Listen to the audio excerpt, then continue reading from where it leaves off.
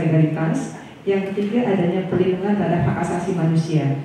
Nah ini salah satu itu dari tiga hal itu salah satunya adalah tentang perlindungan terhadap hak asasi manusia. Jadi itu hubungannya. Jadi kesimpulannya adalah rule of law itu salah satunya adalah perlindungan terhadap hak asasi manusia seperti itu. Nah, kira-kira bisa dipahami ya. Ya, terima kasih ya. Ya, terima kasih Eri. Kemudian untuk rule of law, apakah Ibu Anika dan Pak Gatot ada tambahan untuk terkait pertanyaan tersebut?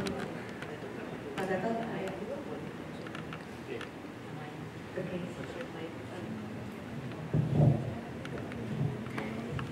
Ya, terima kasih Mbak Kasanti. Jadi saya hanya menambahkan saja tadi apa yang sudah disampaikan oleh Ibu dosen bahwa memang di negara itu sudah diatur rule of law sebagai aturan tata kehidupan sebetulnya. Nah, soal kaitannya dengan hak asasi, di mana tadi sudah disampaikan juga oleh Ibu Ketua Komnas HAM bahwa hak asasi itu bisa dibatasi, gitu ya, dengan undang-undang yang diatur. Artinya bahwa sepanjang aturan itu diterapkan sesuai dengan ketentuannya, yaitu hak asasi terlindungi. Karena prinsipnya sebetulnya di dalam rule of law itu aturan-aturan hak asasi tadi sudah disampaikan juga masuk di dalamnya untuk melindungi hak orang lain. Jadi bukan hanya berpikir pada haknya setiap individu saja, tetapi ketika individu melakukan satu perbuatan yang dinyatakan sebagai haknya itu juga harus memikirkan hak orang lain yang juga tidak dilanggar. Jadi memang rule of law dan hak asasi manusia ini menjadi satu kesatuan yang memang tidak terpisahkan di dalam penerapan.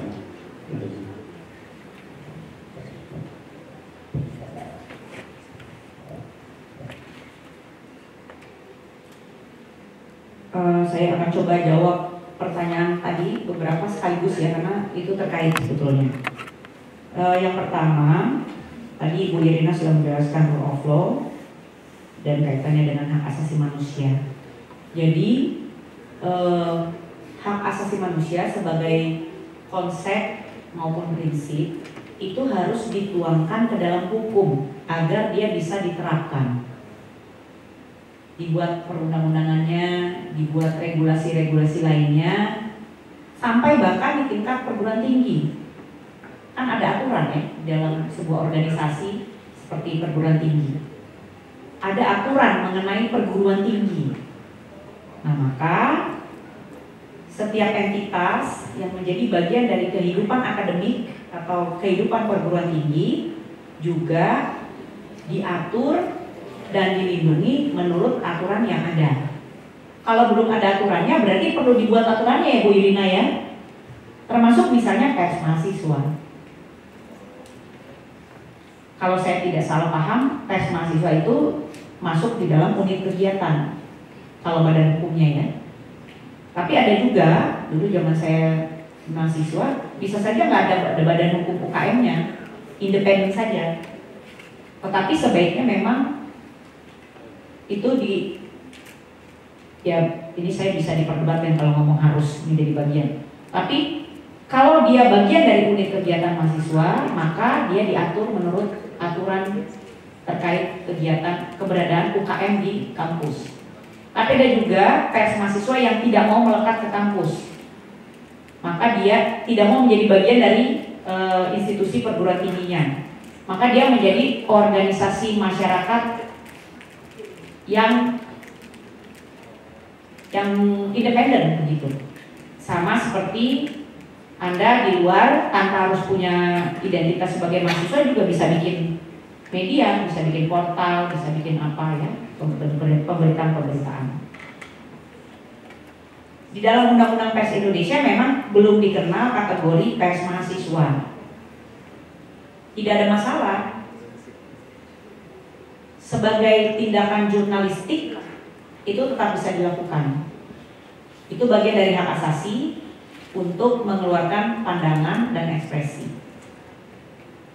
Persoalannya kemudian untuk pers mahasiswa jika terjadi sengketa dia tidak bisa ditangani oleh Dewan Pers misalnya, karena tidak dikenal entitasnya.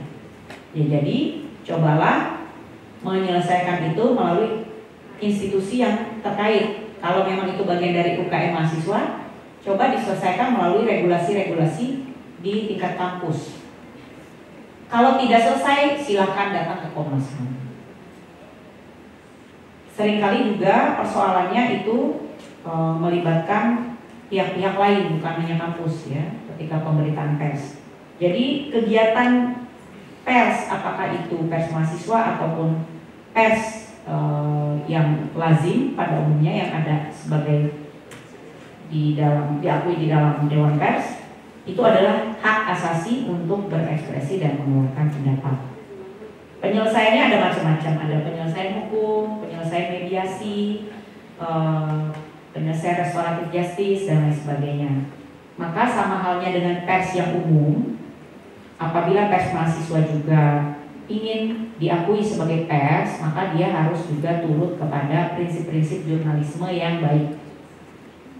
Yang juga karena pers mahasiswa kemudian yang penting keras gitu ya, harus juga akuntabel, informasinya valid dan lain sebagainya. Prinsip-prinsip jurnalisme harus dipertahankan. Jadi di dalam hak asasi manusia segala sesuatunya memang harus diatur melalui hukum dan peraturan perundang-undangan. Apabila belum ada aturannya, maka harus diusulkan pengaturannya. Ada banyak sekali hal-hal di dalam masyarakat kita yang belum ada aturannya. Tapi jangan segala sesuatu jadi harus diatur. Kalau kita bisa menghormati hak asasi tanpa harus diancam dengan hukum, ya kita hormati. Itu namanya hak asasi sebagai budaya, bukan semata-mata sebagai aturan. Apabila ada ancaman terhadap pers mahasiswa, apabila itu ancaman hukum atau ancaman intimidasi, maka seperti tadi saya jelaskan, bisa saja mengadu ke Komnas HAM. Mengadu ke Dewan Pers juga bisa. Dewan Pers tentu punya cara juga, meskipun tidak ada aturannya ya di dalam undang-undang pers, mereka kan lebih paham juga tentang mekanisme mendamaikan misalnya sengketa terkait jurnalistik. Jadi rule of law tadi sudah terjawab ya, dalam bidang apapun, bukan cuma kebebasan pers. Untuk kasus petani yang ditangkap polisi tidak manusiawi tanpa surat penangkapan, apabila proses penahanan itu dilakukan tidak sesuai prosedur hukum, maka di situ sudah terjadi pelanggaran HAM. Dalam hal ini, apabila benar polisi melakukan penangkapan sewenang-wenang tanpa surat tahanan penangkapan, maka telah terjadi pelanggaran HAM dan pelanggaran hukum. Kasus-kasus semacam ini banyak diadukan ke Komnas HAM.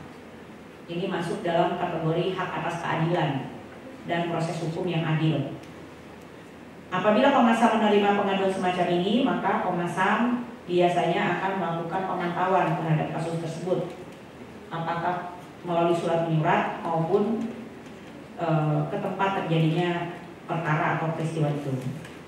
Komnas HAM secara reguler melakukan komunikasi dengan aparat penegak hukum seperti kepolisian baik di tingkat pusat ataupun daerah. Jika kami menemukan kasus-kasus di mana terjadi kesewenangan prosedur, kami bisa melakukan surat menyurat kepada polisi dan menanyakan kebenaran dari peristiwa tersebut, baik polisi di tingkat daerah maupun pusat. Apabila polisi di tingkat daerah tidak merespon secara memadai, kami bisa membawa itu ke pimpinannya yang lebih tinggi. Nah, apabila kasus itu cukup jelas, biasanya kepolisian cukup responsif untuk mendorong perubahan atau perbaikan prosedur maupun memberikan tindakan kepada aparat kepolisian yang melakukan pelanggaran prosedur. Itu jawaban saya. Terima kasih.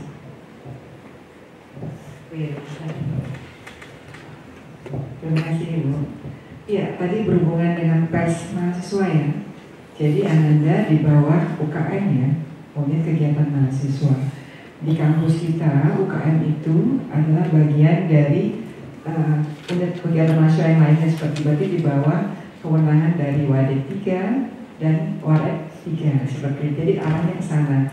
Bagaimana lembaga ini dengan SK siapa? setahu Ibu SK Rektor. Jadi artinya dalam kondisi UKM itu fasilitasi terhadap misalnya ada intimidasi untuk sementara itu dimediasi oleh Wadik 3 seperti itu.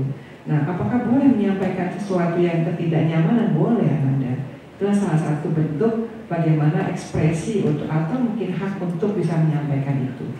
Nah, tadi difasilitasi oleh Ibu ketika mediasi tidak tersampaikan dan masih ada undang-undang, boleh saya menyampaikan ke Komnas HAM, diperkenankan Ibu ya seperti itu. Jadi ada urutan-urutan. Dan mungkin saja Anda ketika menyampaikan ekspresi dalam bentuk tulisan di dalam jurnalistik itu tadi sudah disampaikan juga sesuai dengan jurnalisme yang baik ya seperti itu ya.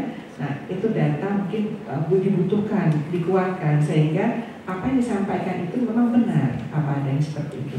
Tetapi nanti juga akan ada Dewan Etik yang bicara masalah itu, artinya bahwa di sini tetap dulu di mediasi di ruang kampus dan nanti baru ada ekspresi yang lain tadi disampaikan boleh mungkin lebih tinggi dari Komnas HAM seperti itu. Demikian. Baik, terima kasih Ibu Irena. Bapak ada yang ya kalau tidak ada. Baik, kalau Bapak silakan. Terima kasih. Mungkin atas nama kelembagaan ya Bu ya. Satu, kami mengucapkan terima kasih pada Ketua Komnas HAM dan rombongan. Ini sebuah momen yang bersejarah juga, langsung Ketua Komnas HAM yang datang ke UIN, ke kampus kita. Jadi kita harus berbangga ya adik-adik semua ya. Berbangga karena belum pernah Ketua Komnas HAM ke kampus kita. Yang kedua, tepuk tangannya kalau tidak lama-lama ya. Sudah siap juga. Yang kedua, kami mohon pada Komnas HAM untuk bisa menerima kalau nanti ada kedatangan dari keluarga besar UIN, baik mahasiswa, dosen ataupun lainnya. Terus terang aja kalau kajian HAM ini hak asasi manusia ada di semua prodi, ada di semua fakultas terkait gitu. Di pendidikan pasti ada, di syariah hukum ada, dakwah komunikasi ada, studi agama filsafat juga ada, sejarah juga ada. Jadi semua ada, semua terkait. Karena itu kalau nanti adanya riset, penelitian, skripsi, tesis, disertasi atau penelitian dosen yang membutuhkan data-data misalnya dari Komnas HAM, kami mohon bisa diterima. Ya, alhamdulillah, terima kasih. Karena ini juga bagian dari membawa visi misi perjuangan untuk HAM juga. Yang ketiga mungkin kami berharap perguruan tinggi lebih bisa ditingkatkan ya. Komnas HAM ini yang punya concern tinggi pada HAM. Karena perguruan tingginya mungkin lembaga kajian yang masih terjaga idealismenya tinggi, independennya juga kuat. Karena di sana berisi orang-orang yang teredukasi, terdidik, terpelajar, guru besar, dosen dan segala macam, aktivis juga ada di kampus-kampus. Oleh karena itu maka kami berharap perguruan tinggi ini lebih didorong untuk memiliki concern perhatian untuk menegakkan perjuangan mengangkat HAM di Indonesia ini. Mungkin salah satunya juga adalah bisa diberikan indeks, sudah saya sampaikan tadi ngobrol, bagaimana indeks HAM di perguruan tinggi atau di kampus-kampus, kampus mana atau paling tidak kategorinya lah, kampus yang ini sangat tinggi, bagus, diukur dari kurikulumnya, pembelajarannya, karya ilmiah dosennya, kemudian bisa jadi kegiatan-kegiatan pengabdiannya, berarti ada. Mungkin ada kampus-kampus yang ya bukan tidak peduli, tidak, mungkin kurang perhatiannya tidak terlalu banyak kepada HAM. Nah ini yang kita angkat, dan ini pasti kalau sinergi ini terjadi antara kampus perguruan tinggi yang itu saling itu menjadi sebuah yang sinergi yang terorganisir dengan Komnas HAM, itu luar biasa sekali Bu. Karena ini banyak sekali persoalan bidang keagamaan, bidang sosial, bidang macam-macam lah itu ya, yang sehingga itu memerlukan perhatian kita bersama.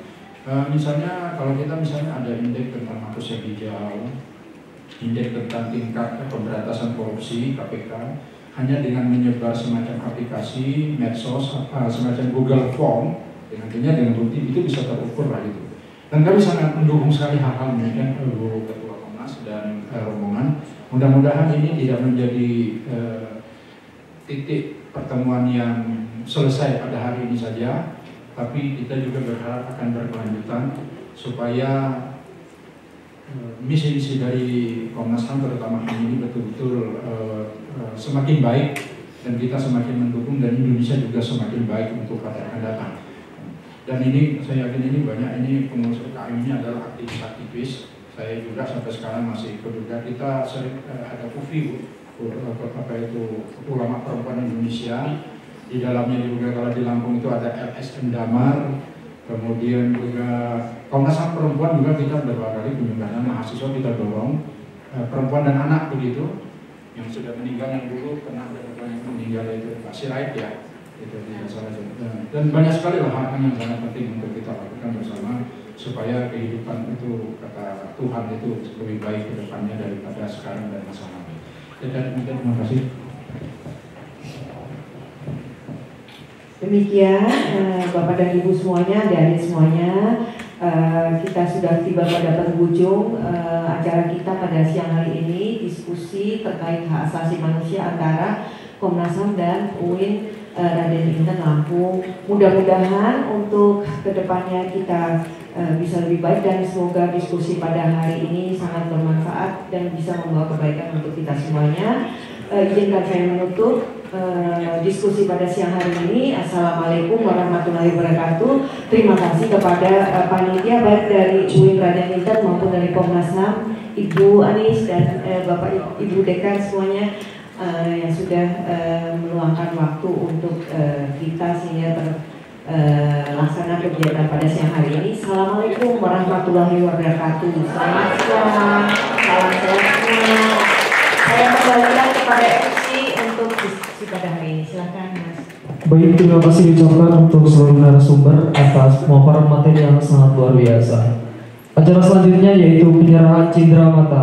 Cindera mata pertama dari Komisi Nasional Hak Asasi Manusia untuk UIN Raden Inten Lampung yang akan diberikan langsung oleh Ketua Komisi Nasional Hak Asasi Manusia Ibu Dr. Adnike Nova Sigero MSc kepada Wakil Rektor 1 Bidang Akademik dan Kelembagaan Bapak Profesor Dr. Haji Alamsyah MAG.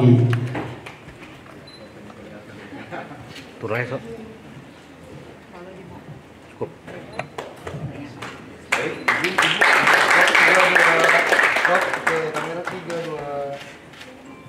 Tahan. Dilanjutkan dengan pemberian cindera mata dari UIN Raden Inten Lampung untuk Komnas HAM Republik Indonesia.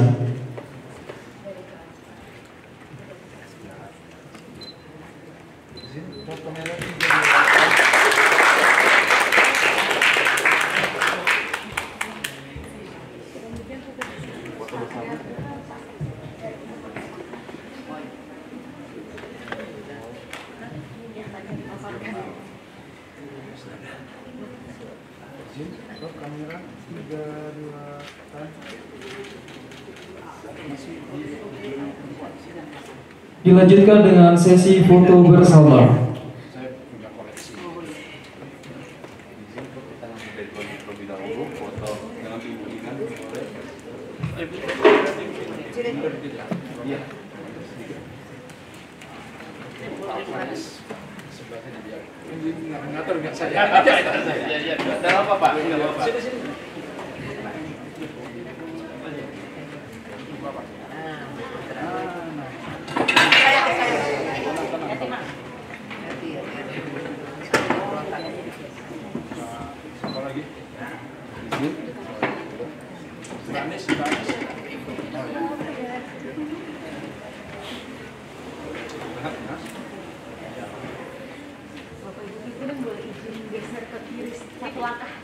Boleh bergeser biar center. Oke. Izin pro kamera 3 2 tahan 3 2. Boleh semangat. Izin pro kamera 3 2 tahan 3 2. Terakhir lampu. Izin pro kamera 3 2. Sekali lagi. Kemarin di Unilab apa nggak datang? Kita berbalik badan. Dimohon untuk seluruh peserta untuk dapat berdiri.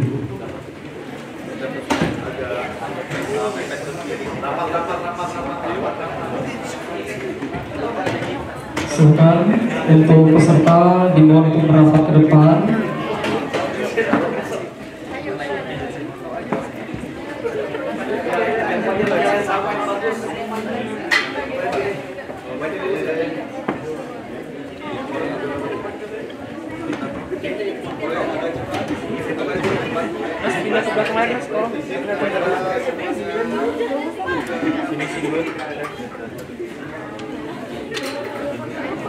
Kamera 3, formal dulu 2, tahan 3, 2, boleh semangat 3, 2, tahan 3, 2, terakhir lampu kondisi 3, 2.